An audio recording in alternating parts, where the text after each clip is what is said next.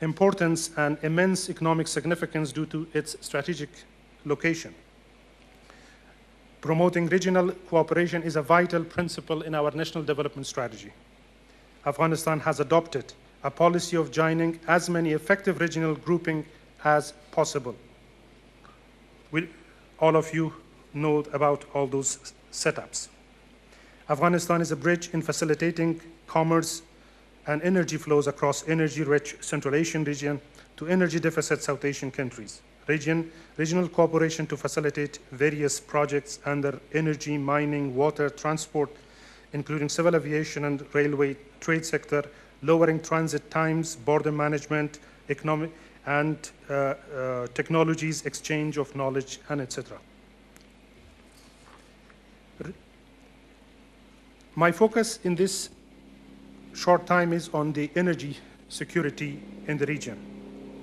Afghanistan is geographically well positioned to generate, to import, to transit additional resources from and between neighboring countries.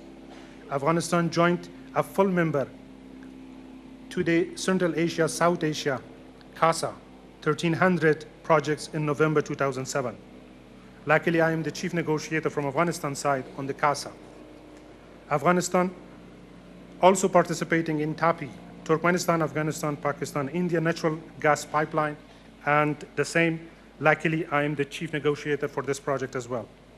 Many potential hydro and thermal power projects such as Sheberghan and Kunar are the other potential for this country to be partnered with its neighbors. We have another project, a potential project, which called two-tap transmission line of 2,600 megawatt. And the two-tap abbreviation is for Turkmenistan, Uzbekistan, Tajikistan, Afghanistan, and Pakistan.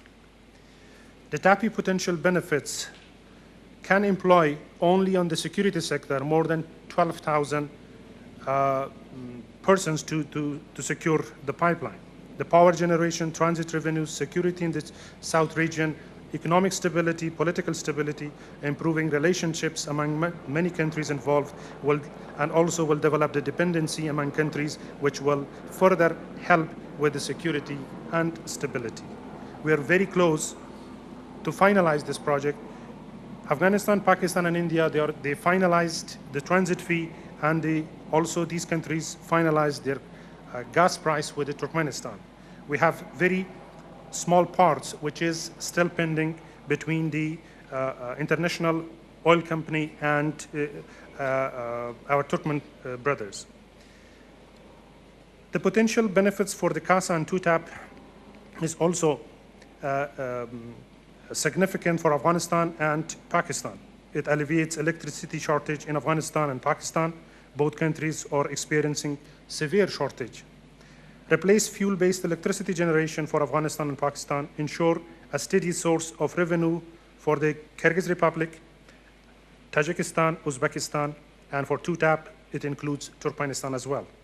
Afghanistan gets revenue through transit fee from Pakistan on CASA and two-tap, and from India and Pakistan on TAPI.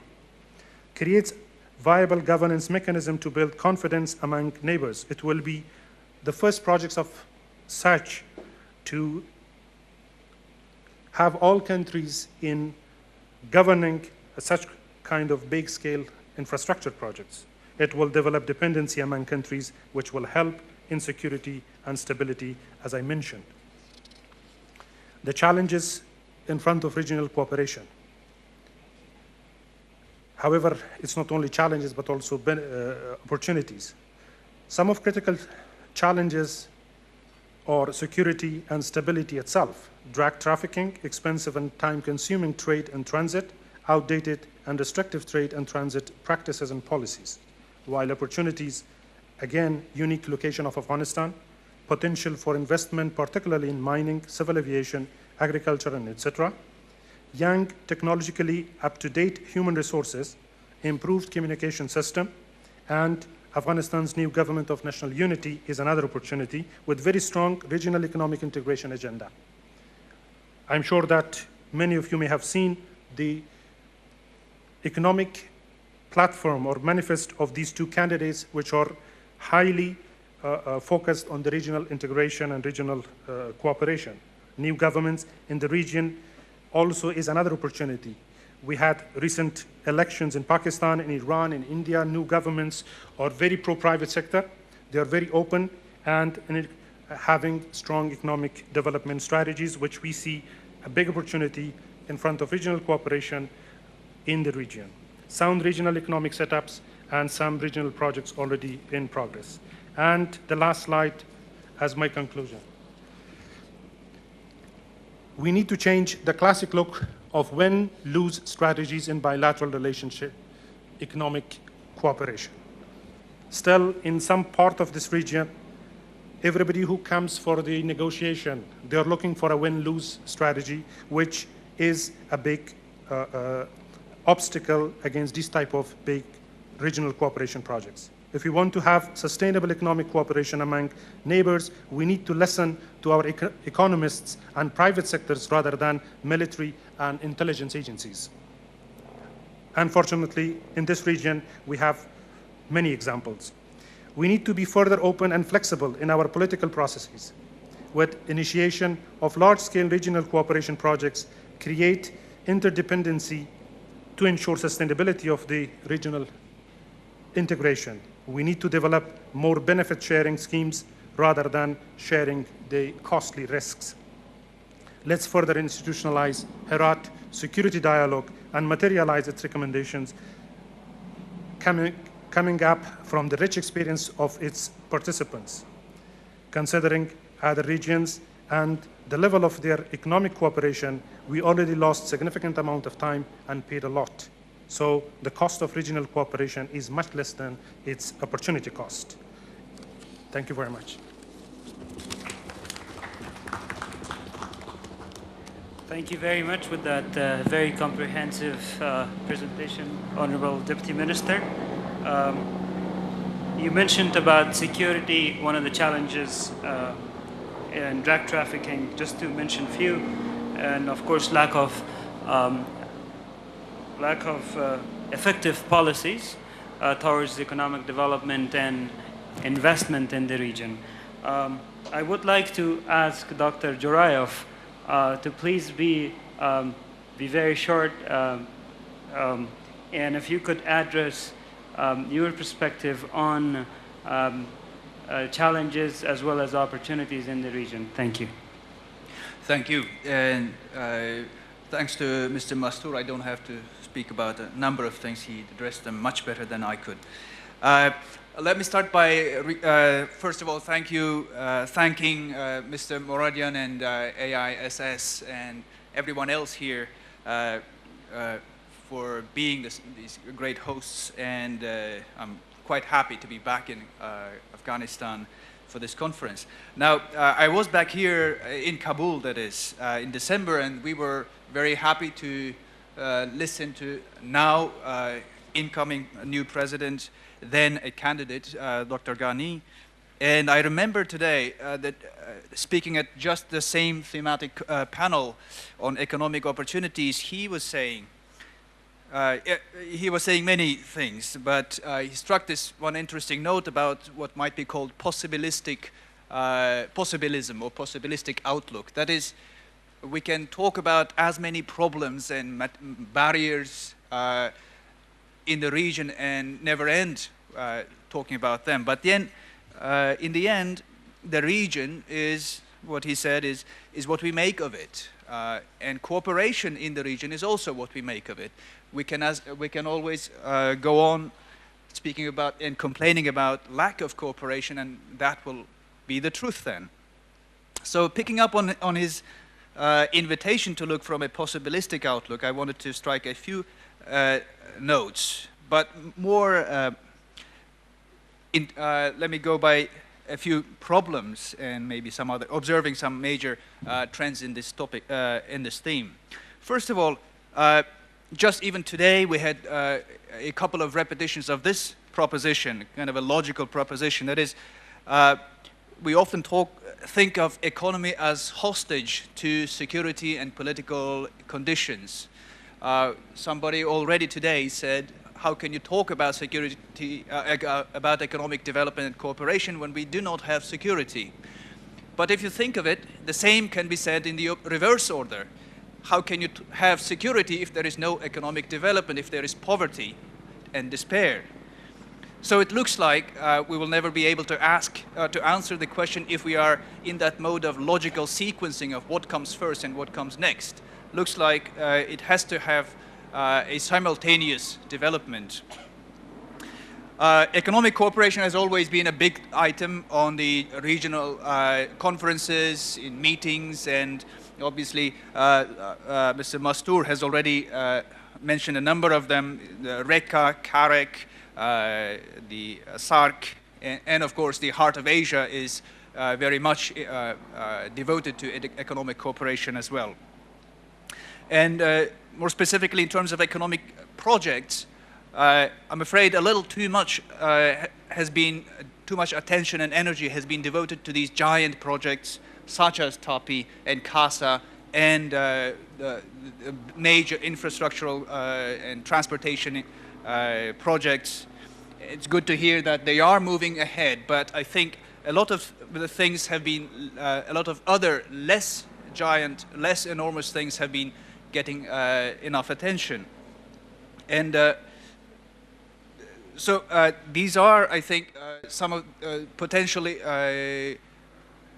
not so beneficent prioritization problems, I think, that often happen on the political arena when we are talking in situations and problematic conditions as we have in this region. But economic cooperation can and should be a subject in many more areas of potential cooperation, and some of that has already been going on, even if high-level discussions do not bring out enough of a soundbite on the news. For example, in all kinds of general commerce and trade, there have been actually interactions going on. Construction area, import and export of construction-related materials, transportation, a little bit of financing and banking, a little bit of tourism, and not least educational and medical services. The private sector have been actually taking up some of the initiatives to the extent that's possible across the borders and have been building. But of course, when you look at the macroeconomic indicators relative to the trade with other countries, anything related across Afghanistan remains very low, especially for countries to the north of Afghanistan, where I come from. There are many obstacles to development of this kind of economic interaction, and of course, they are not secret to anyone. Those are, of course, lack of security and the possibility of always being interrupted in your legitimate business by terrorism or other activities. There is the dominance of illicit drug economy as incentives for not so desirable parts of economic activity. Weakness of infrastructure, simply lack of knowledge and among countries, again, especially when you look at Central Asian countries vis-a-vis Afghanistan, there's very little knowledge of these countries. And of course, not least, is just we're always talking about Afghanistan these days as having problems and Afghanistan needing to do this and that, but in fact, all countries around in this region also have their own domestic problems, their own economic and security and political problems, that they are not really ready-made partners for Afghanistan just if Afghanistan steps up. So it is a collective challenge for all of the countries in the region. So coming back to this idea of possibilism that Dr. Ghani last year was pointing out, I think what countries in the region must do, and do more than they have been doing so far, is encourage these cross-border trade regimes so that we're not just waiting for these multi-billion-dollar investments and projects to come alive, but actually move on with already today possible economic interaction across all of these countries. Some of our speakers today have have underscored the desire of the people to live in peace, and one might add, to live well in peace as well is something that's quite basic to human life. And I think that desire for peaceful and good life, and on the other hand, the entrepreneurial spirit on the private sector of all of these countries, is something that is able to carry the burden of developing economic cooperation for the positive, toward a positive dynamic. What needs to happen is simply that the political interests and agendas of the relevant countries need to be in accordance and need to be more contributing rather than distracting from the possibility of the private sector to lead on to this more vibrant interaction across all these regions. Thank you. I'll stop there. Thank you very much, Dr. Dzhuraev. That was a very good explanation on the regional issues.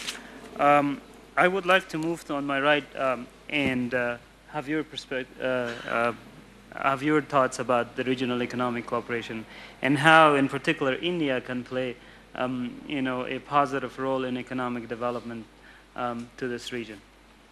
The Afghan Institute for Strategic Studies for giving me this opportunity to place my views before you. And I would like to particularly thank Dr. Moradian for extending to me this invitation. It's really a privilege to be here and to address this audience from this forum. Now, in order to understand regional cooperation, economic cooperation, we have to keep certain trends in mind. One of the trend is the trend towards globalization. And globalization, the trend has gathered momentum.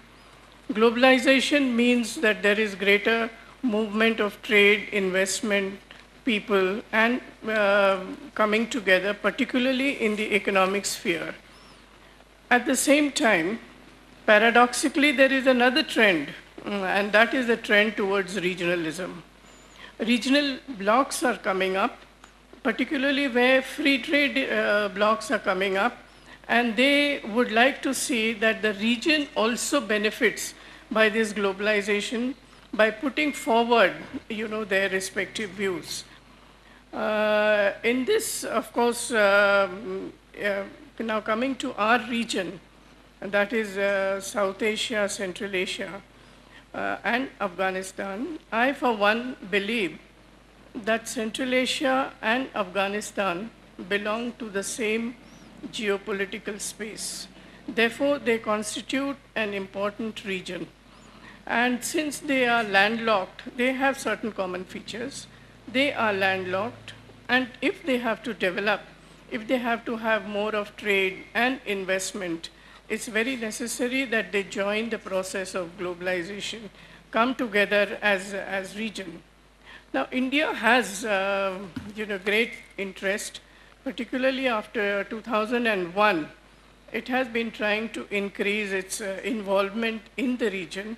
It has, it has signed the strategic partnership agreement with Afghanistan in 2011. Then it has strategic partnership agreements with Kazakhstan, Uzbekistan, and Tajikistan. And it would like now to see that this region emerges as an economically viable region in which India can also play a role. Now, in this, of course, there is a problem. The main problem that has timed India's greater interaction is that it has no direct connectivity with this region, which is landlocked. And therefore, attempts are being made to see that we have, transport corridors to this. Now, this opening of transport corridors will definitely have one very important fallout, and that is it will give Afghanistan, of perceiving Afghanistan as not as a buffer, an intermediate zone, but as a region that connects the neighboring regions. This connectivity, this interlinkages between Afghanistan, and this was exactly what, the Istanbul conference, the Heart of Asia conference in 2011, envisaged Afghanistan's emergence as a land bridge to Eurasia. So this is a very important, very significant development in my view, and this process has to be carried forward. Now coming to the connectivity aspect, India, since India doesn't have direct access, what are the options for India? One, of course, which was mentioned in the morning, that we have to look at, there are two basic options. One, the one which is prevailing and one which has now been accepted by India and which is gathering momentum, is the transport corridor from Chabahar in Iran. Now this in 2003, when President Khatami of Iran came to India, an agreement was signed to build up the Chabahar port with Indian assistance, but somehow for some reason it did not occur. The work was there, work had started, but it had been slowed down. It's only from 2012 onwards, and that this process of building up Chabahar has become very important in Indian perception, particularly in building up a regional cooperation and regional economic cooperation, I would say. For instance, there is a tripartite agreement today between India, Iran, and Afghanistan on building up the Chabahar route. India has pledged about $100 million for the upgradation of the Chabahar port. It is going to pledge some more. There's possibility of more than about 150 million US dollars being pledged for other projects which will help in the development of Chabahar port. The Chabahar port today is able to handle about 2.5 million tons of cargo per year. This figure is going to be raised. It's going to be raised to 12.5 billion in due course. Iran has also announced several plans for the upgradation, and India is also going to participate. They have also created what is called the Free Industrial Zone near the Chabahar port, where investors, traders can come, use the corridor, provided they make investments there, and then they are given the benefit, the leverage of having tariffs and taxes. They don't have to abide by that. Now this, on the other hand, India, as you know, has already built the very vital road which connects Dilaram with Zaranj. On Iranian side, you have Zahidan. On the Afghanistan side, you have Zaranj. These have been connected, and this Zaranj-Dilaram road has been connected by the Afghanistan's artery, the ring road, and goes right up to Herat and Mazar-e-Sharif. From Mazar-e-Sharif, it's expected that the cargo will go to Naibabad, that's on the border of Afghanistan, Uzbekistan. A railway line has already been constructed, about 75 kilometers, which crosses the Amu Darya on the Friendship Bridge and reaches Herat in Uzbekistan. Now this line has already been started. There is a project, there is a possibility of the road from Naibabad to Mazar-e-Sharif has a rail link so that the cargo which is transported is much more.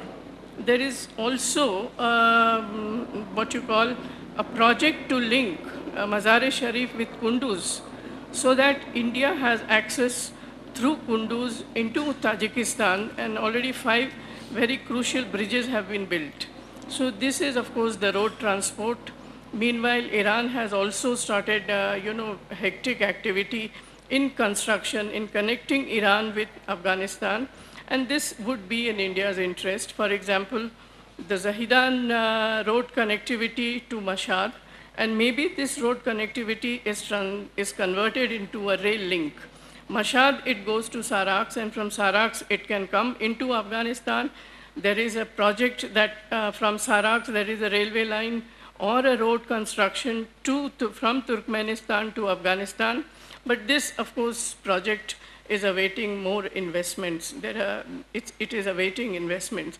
But Iran has gone ahead with connectivity, which, as I said, is very much in the interest of India. Of course, I have a lot of details about the Chabahar port, but due to lack of time, I'll not go into the details. If anybody is interested, I can tell them. The other thing, which is the connectivity aspect between Afghanistan and its emergence as a hub of trade, transport, and energy, is the Tapi pipeline, about which mention has already been made. But I may just add that apart from the sales agreement and the framework agreement, a consortium is also being put in place now. There is this thing between the Chevron of the US may not take it up. It's quite possible that the French multinational Total may take up this project. So the energy and the transport corridor will naturally add to the prosperity to bring about greater regional cooperation, and this would in the long term have benefits of stability and prosperity. Because today, as you know, economics is the currency of Malaysia. So whether it is the Iranian route or the Pakistani route, which I hope at some point may become operational, and maybe because of the economic benefits, the transit revenues that will come to Pakistan, this route may become a viable one. If this route becomes also viable, it's also important at the same time for Pakistan to follow a more inclusive policy rather than an exclusive policy. This would benefit the region in terms of economics.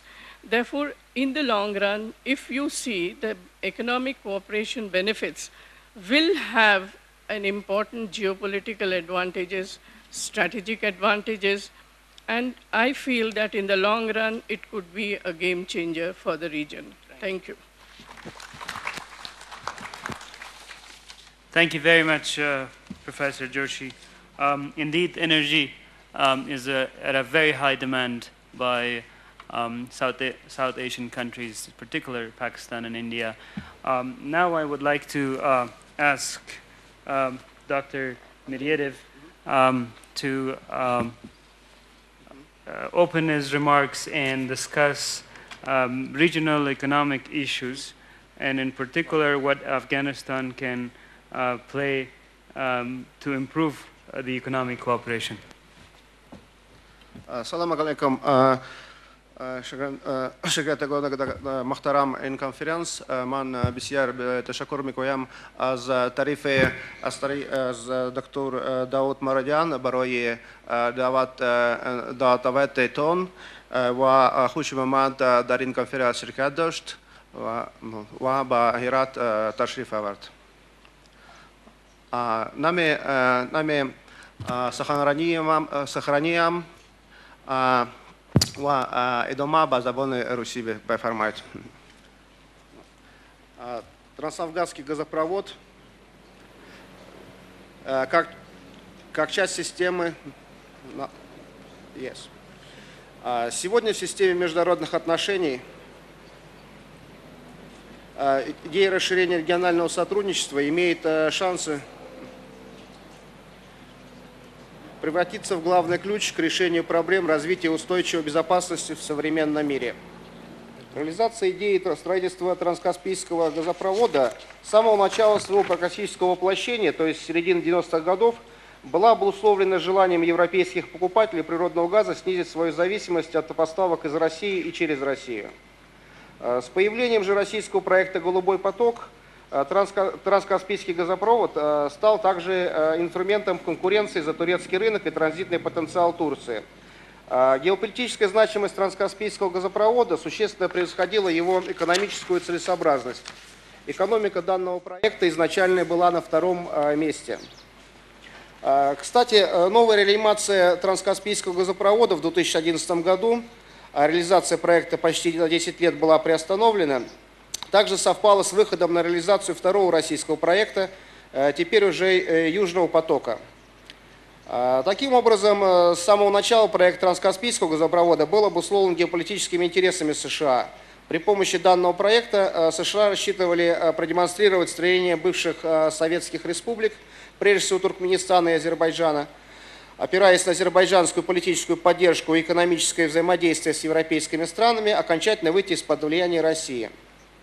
В данном случае, как и в большинстве других масштабных газотранспортных проектов, в том числе в трансафганском газопроводе, интересы Туркменистана, к сожалению, для организаторов, инвесторов и политических покровителей имеют второстепенное значение.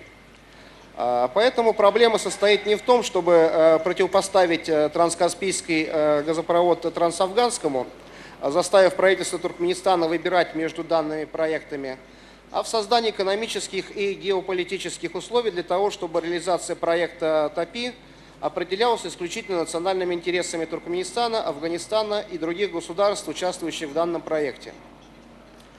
Очередное возрождение проекта ТАПИ вновь обозначилось в конце 2010 года с подписанием Ашхабадского межгосударственного соглашения государств-участников о начале его практической реализации. В мае 2012 года туркменское правительство даже заключило соглашение о купле-продаже природного газа с индийской GAIL Ltd.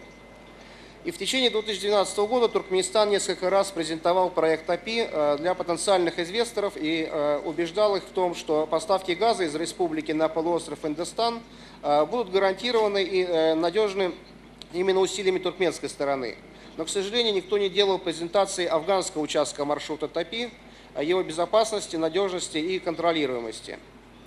К тому же, и по всей видимости, это главное, как и в предыдущий раз, начало возрождения трансафганского газопровода совпало не столько с реальной заинтересованностью Туркменистана в его реализации, а с тем, что в регионе активизировался иной газотранспортный проект, а именно Иран-Пакистан, строительство иранского отрезка которого было фактически завершено в 2013 году. Но впоследствии под нажимом США и благодаря финансовой помощи Саудовской Аравии правительство Пакистана временно охладело к получению трубопроводного иранского газа. Таким образом, для США необходимо в трансафганском газопроводе, как геоэкономическая альтернатива газопроводу Иран-Пакистан, вновь отпала, что в конечном итоге и обусловило то, что очередной всплеск по поводу реализации трансафганского газопровода так ничем и не закончится.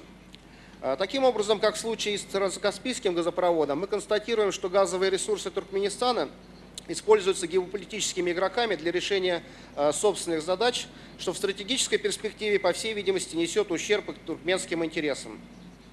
Заключение. По нашей оценке, трансафганский газопровод и транскаспийский следует рассматривать не столько как газотранспортные экономически обоснованные проекты, сколько как геополитические проекты, которые используются крупными внерегиональными игроками, включая транснациональные корпорации, в качестве своеобразного прикрытия для достижения иной, противоречащей собственному представлению о национальных интересах правительства Туркменистана и стран-партнеров в данных проектах цели. Эта главная цель является получением прямого и эксклюзивного доступа к богатым нефтегазовым месторождениям Туркменистана на суше. Одним из подтверждений нашей позиции по данному вопросу является озвученный Ричардом Лугаром в декабре 2012 года в Комитете по иностранным делам Сената США доклад «Энергия и безопасность от Каспия до Брюсселя». Доклад подготовили сенаторы-республиканцы Нил Браун и Марк Стринг. В нем, в частности, касательно Туркменистана говорится, состоит в том, что суть состоит в том, что крупнейшие международные нефтегазовые компании должны иметь возможность зарезервировать за собой запасы газа, и у них должны быть возможность получать эти запасы в какую-либо форму собственности. И чтобы оправдать инвестиции на миллиарды долларов, это поднимает стоимость компаний.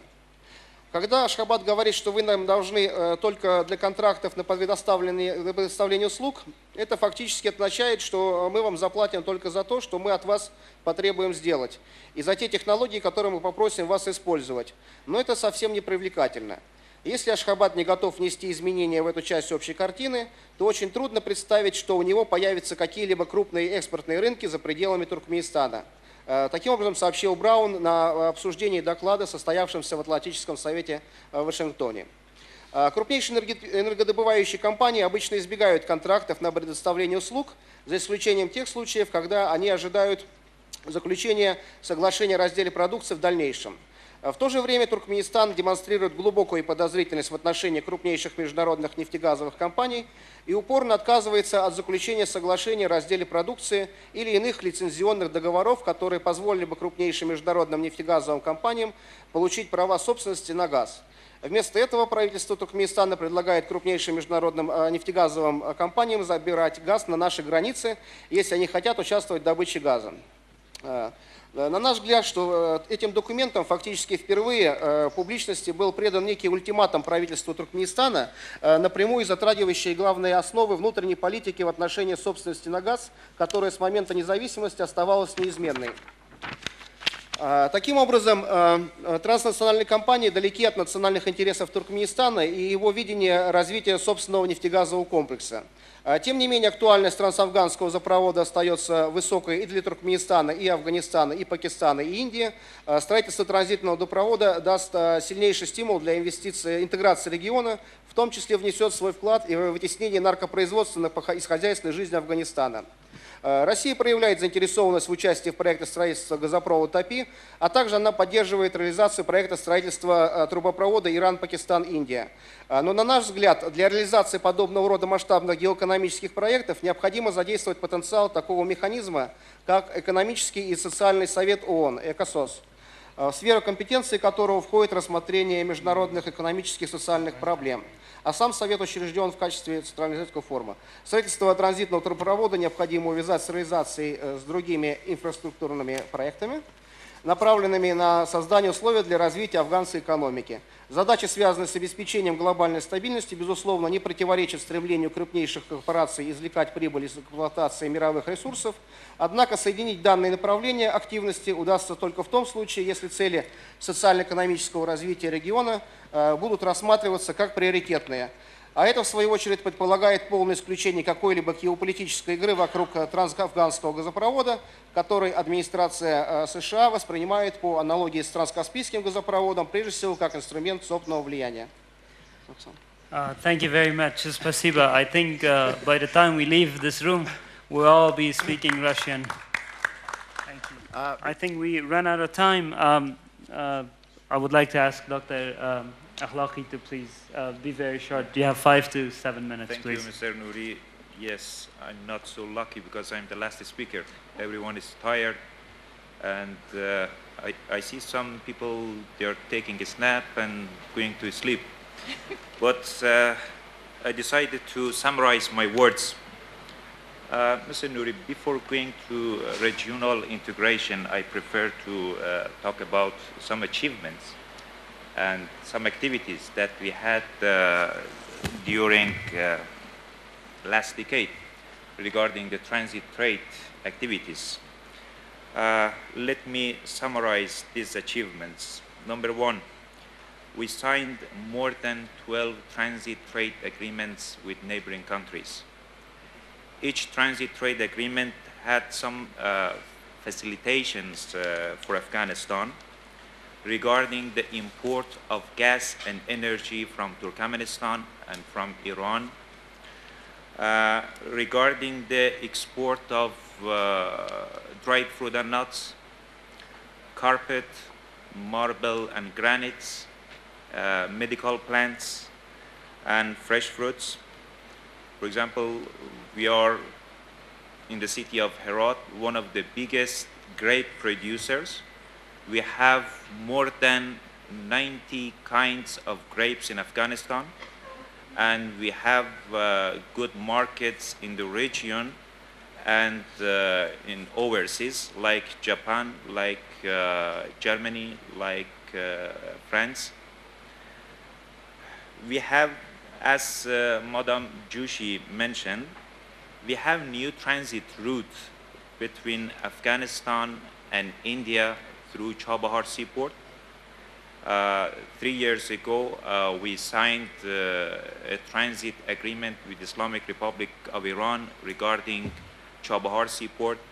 We nominated more than 30 Afghan companies to Chabahar Authority to invest in Chabahar for loading and offloading the products of Afghan traders. We are going to sign a trilateral transit agreement between Afghanistan, Iran, and India for better using of Chabahar seaport. 3 weeks ago, I was in Ashgabat, Turkmenistan.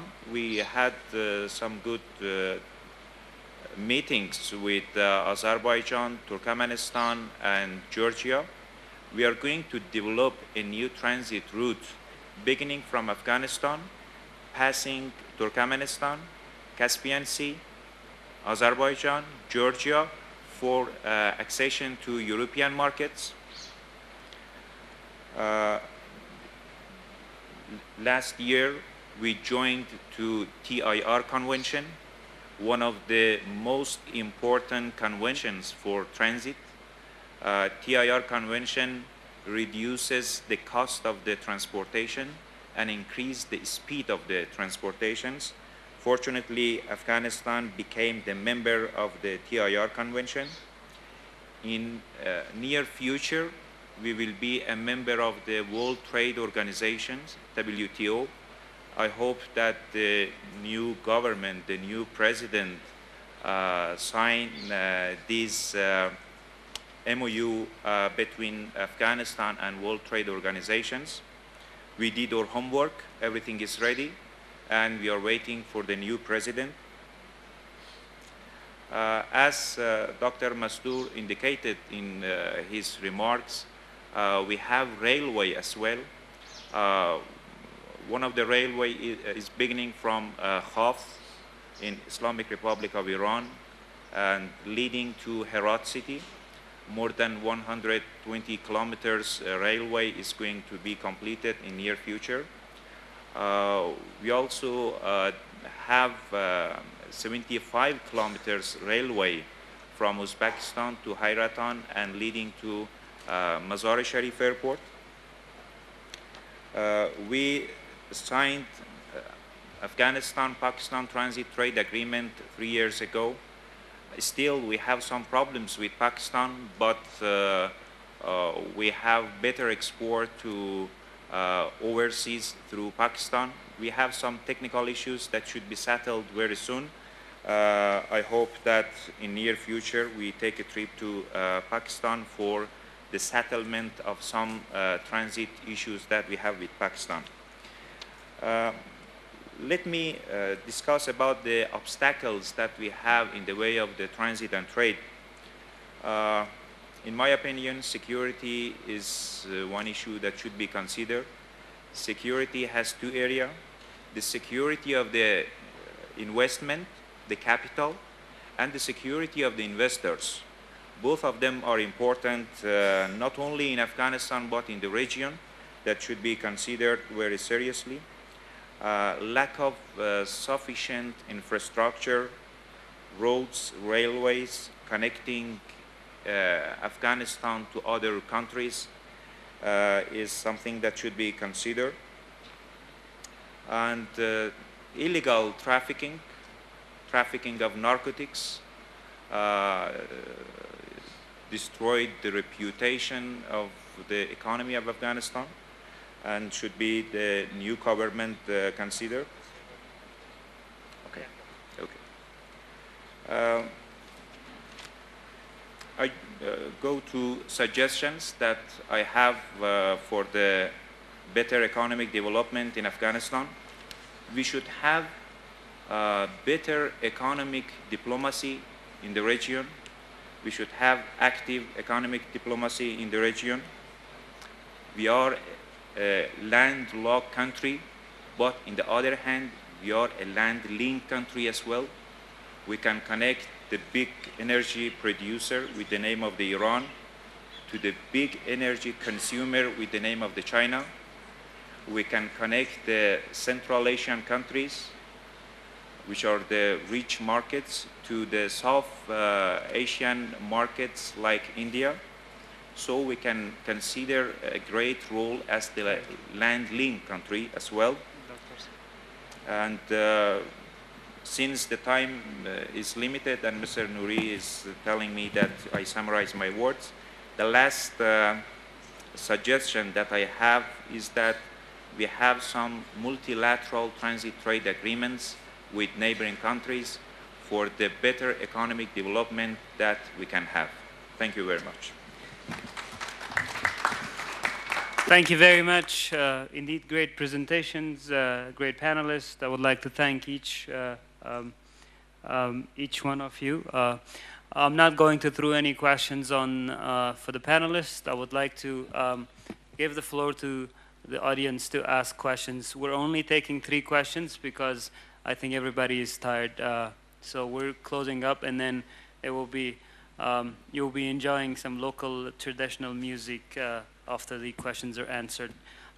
So please indicate the question whom you forward to. Good afternoon, ladies and gentlemen. This is Ferozpur coming from Mazar Sharif, Balkh province. I would like to extend my appreciation to Dr. Seb Moradian for this great opportunity. So all the panelists have pointed out the importance of regional economic cooperation, and especially pointed the regional reintegration, and especially Deputy Minister Akhlagi pointed about the diplomacy and the security issue. But since I'm coming from the culture and media industry, I would like to raise my questions to Professor Emilbek, who has somehow pointed out the importance of regional economic cooperation in the region. So from your perspective, what is the role and the position of cultural exchange when we talk about the regional reintegration and regional cooperation development in the region? Thank you very much. Taking two more questions, and then we'll answer them all at once. Any other questions? On the first, Mr. Sidney. Thank you. Just a quick question for any or all of the panelists. I would like to hear a little bit more about the potential role of China in this economic development that you've been discussing. Thank you. I think we have Mr. Rafi there. Last question. This is the last question.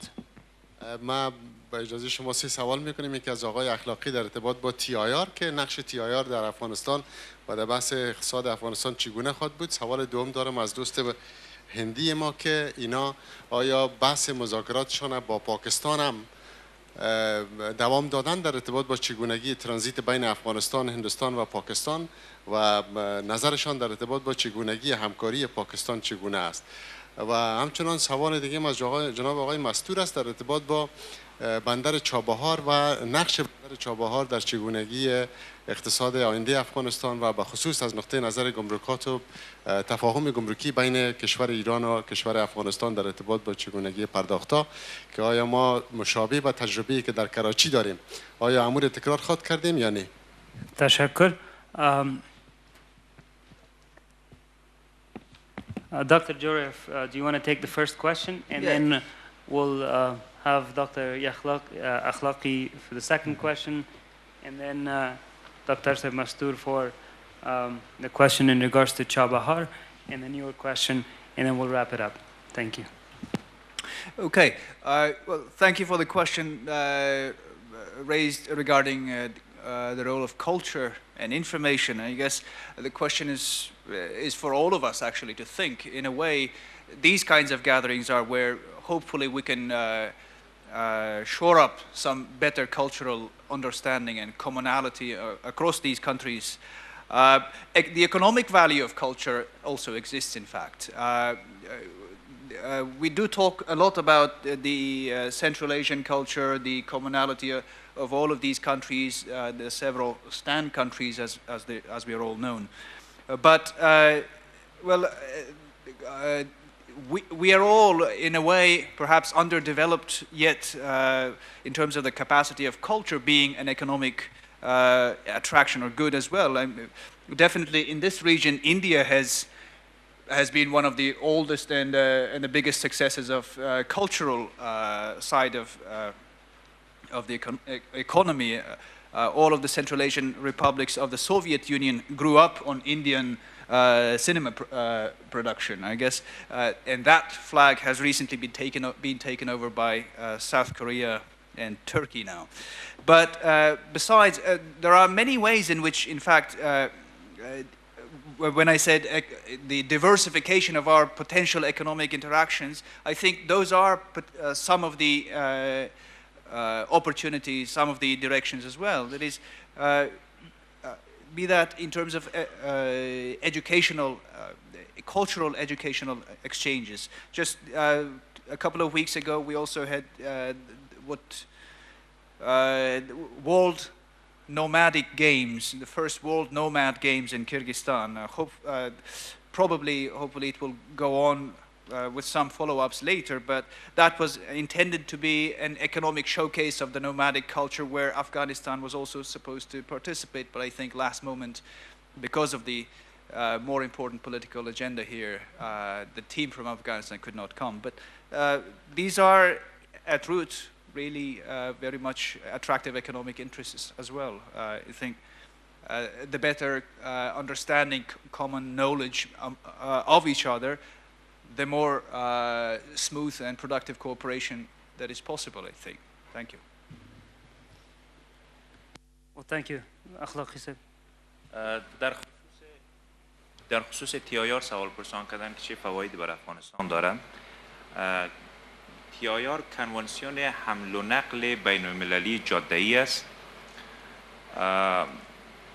دو امتیاز مهم داره کنوانسیون تیر برای کشورهایی که عضو کنوانسیون است. امتیاز اول کاهش در هزینه ها هست، مصارفات هست و دوم افزایش در سرعت انتقالات است. من یک مثالی را مطرح میکنم. فرض مثال تاجر ما یک کانتینر 20 فوت یا 40 فوت بار داره، این میخواد به بلاروس روان کنه. مجبور است که از مسیر ایران و ترکیه عبور کنه و این را به بلاروس برسونه. به هر دفتر گمرکی یا دروازه گمرکی که میرسه باید بار کانتینر خالی شود، در روی زمین تشریح شود، پس دوباره در داخل کانتینر بار شود و سرخود شود. وقتی که یک کشور عضویت کنوانسیون تیر کسب میکنه، دیگه ضرورت نیست که بار در مسیر راه تخلیه شود و مجددا بارگیری شود. یک ورق هست به نام کارنتیر میگه. این ورق کارنتیر اتاقهای تجارت صنایع افغانستان صادر میکنه. ورق کارنتیر نقش یک ویزه را داره برای دریور و صاحب مال. ورق کارنتیر به هر گمرک که نشان بده، چه گمرک ایران باشه، چه ترکیه باشه، چه بلاروس باشه، دیگه ضرورتی به باز کردن سرخوج و خالی کردن بار و مجددا بارگیری نداره. صرف موضوعات عبور از دستگاه ایکس ری هست و دیگه ضرورتی نداره که تخلیه شود و بارگیری شود، چرا که خود تخلیه و بارگیری باعث افزایش مصارفات میشه، هزینه مصرف، و همچنین باعث کاهش سرعت میشه. ولی وقتی که عضویت کنوانسیون تیر ما داشته باشیم، افزایش در سرعت و کاهش در مصارفات میشه. دکتر صاحب مستور میشه سوال در مورد چابهار را جواب بدین. همچنان you may also answer Mr. Sidney's question in regards to the role of China in the regional integration. First of all, to the question that you have asked about the role of China in the regional integration. Sorry. I think currently there are some setups that not only China but also other countries are active members of that. We have some CARIC, Shanghai, RECA, Heart of Asia, and we see that China is increasingly interested on the Heart of Asia process as well. But their role so far,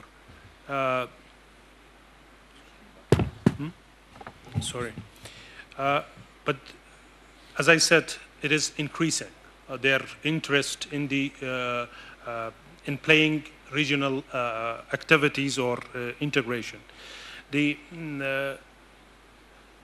being close to in their relationship with Pakistan, I think they can play a better role, particularly in the economic integration as well. But we hope that having their experience in the big infrastructure, the capabilities on the also some extractive industry, I think involving them, and particularly based on the experience we learned from INAC mine, both sides learned a great experience in that one.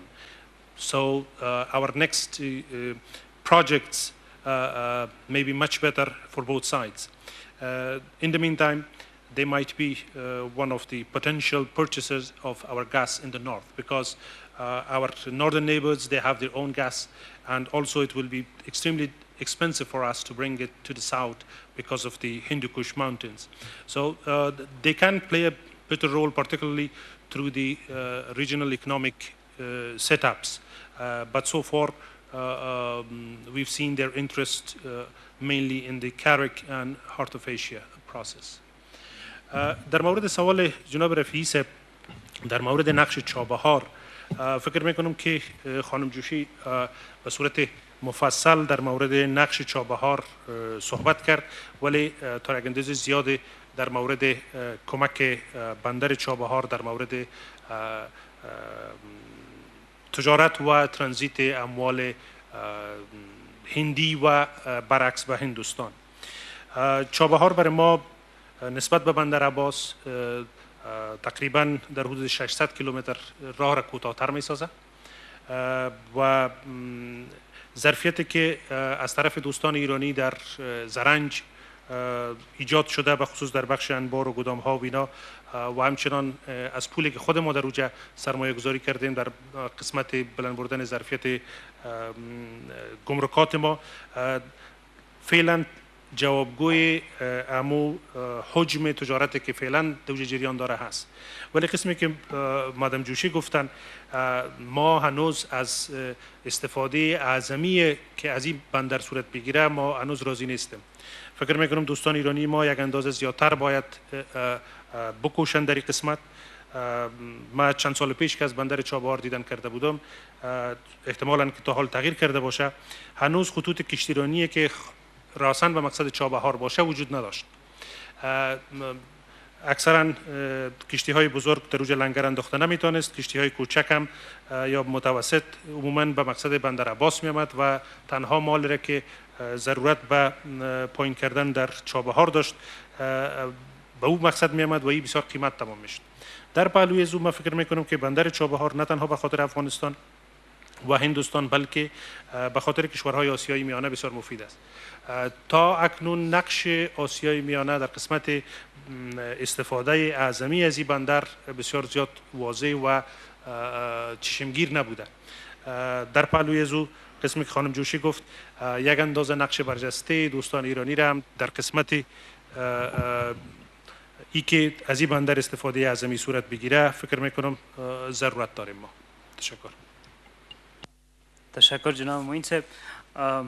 Madam Joshi, do you want to take on the question on the negotiation with Pakistan in regards to TAPI and other regional projects?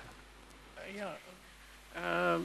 One, of course, I would like to comment on what the China is doing in Afghanistan.